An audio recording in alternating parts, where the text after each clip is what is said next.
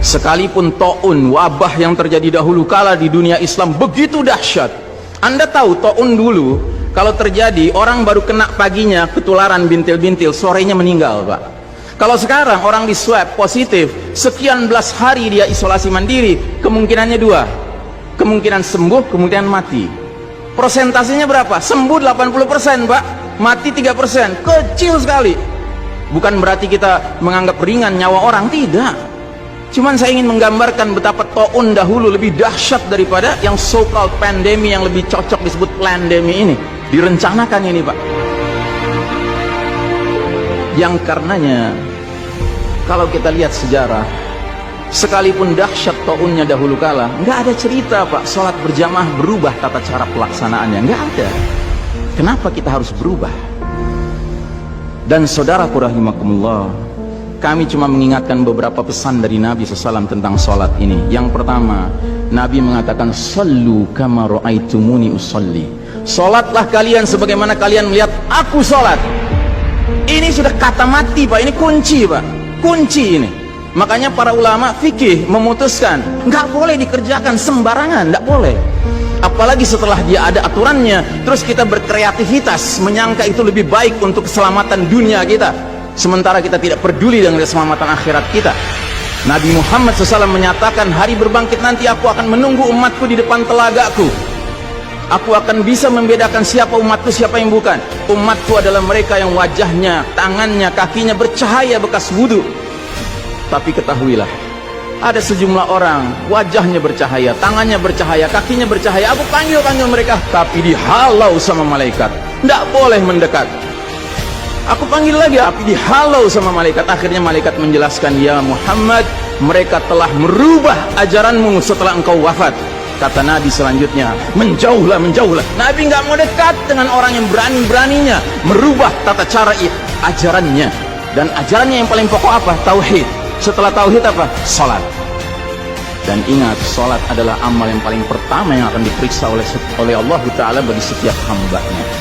Dan saudara rahimahumullah, saya ingin menyampaikan dua hadis lagi. Satu hadis dari Nabi, la tadaru furujatin lisyaitan.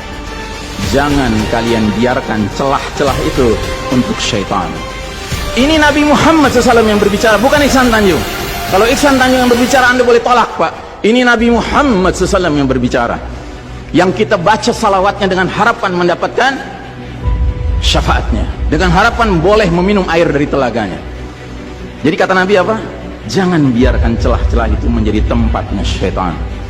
Hari ini tidak sedikit masjid bahkan memuliakan syaitan, memberi tanda di mana syaitan hendaknya berada. Na'udzubillahi min dzalik. Mau jadi apa kita, Pak? Mau jadi umat seperti apa kita? Ini adalah simpul terakhir, saudaraku. Kalau sampai simpul terakhir ini kita relakan lepas, sudah tidak ada sisanya ajaran ini di muka bumi.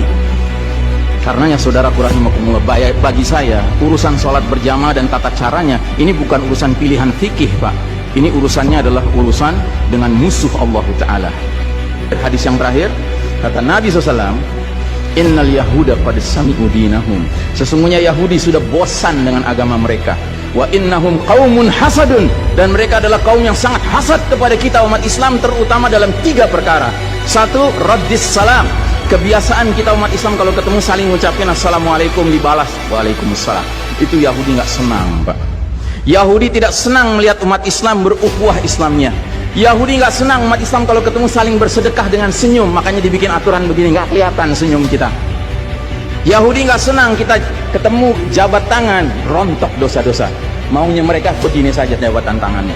Dari mana ini semua? Yang kedua, mereka hasad sama kita dalam urusan apa? Iqamatis sufuf, dalam tata cara kita menegakkan shaf kita.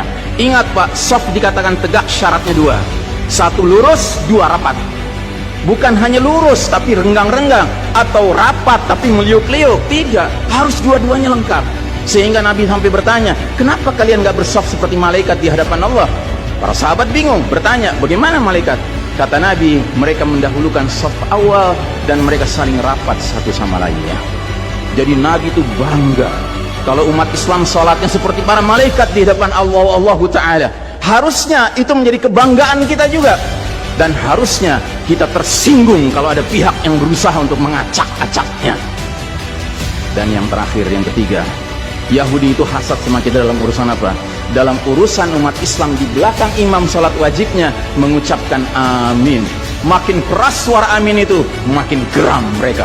Karenanya mereka bikin aturan, sempat 2 bulan masjid ditutup-tutup sama sekali, nggak terdengar suara amin dari jamaah, karena nggak ada yang boleh ke masjid. Tapi sekarang setelah dibolehkan, masjid yang bisa muat 2000 orang, cukup 500 orang, cukup 700 orang. Supaya apa? Sekurang-kurangnya aminnya bisa berkurang. Maka sekarang pertanyaan besarnya adalah, untuk siapa kita sholat? Atau untuk mereka? Inna sholati wa nusuki wa mahyaya wa mamati lillahi rabbil alamin. Mudah-mudahan apa yang saya sampaikan tidak membuat bapak dan ibu makan nggak kenyang, tidur nggak nyenyak, tetapi semakin sadar betapa kita sedang hidup di era penuh fitnah di akhir zaman, dan musuh-musuh Allah sedemikian sistematis, sedemikian terencananya membuat kita sadar tidak sadar meninggalkan din kita. Yang paling mengerikan kalau sampai sudah nggak ada perasaan lagi risau dengan ini semua. Karena apa? Nabi bersabda, siapa lihat kemungkaran ubah dengan tangan, nggak bisa dengan lisan, nggak bisa dalam hati. Dalam hati itu maknanya apa? Ingkari itu sebagai kebenaran, itu mungkar.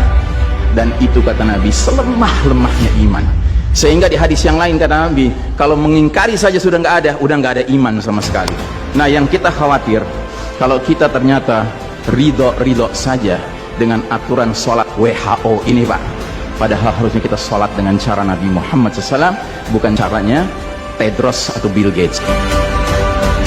Kepada jamaah, inilah nasihat dari hati yang paling dalam kepada saudara-saudara yang saya cintai karena Allah, yang kita sama-sama bersalawat, kita sama-sama mengharapkan air dari telaga Nabi. Tapi boleh jadi nggak semua kita ngerti apa yang harus kita lakukan agar air telaga itu dapat jaminan kita boleh meminumnya.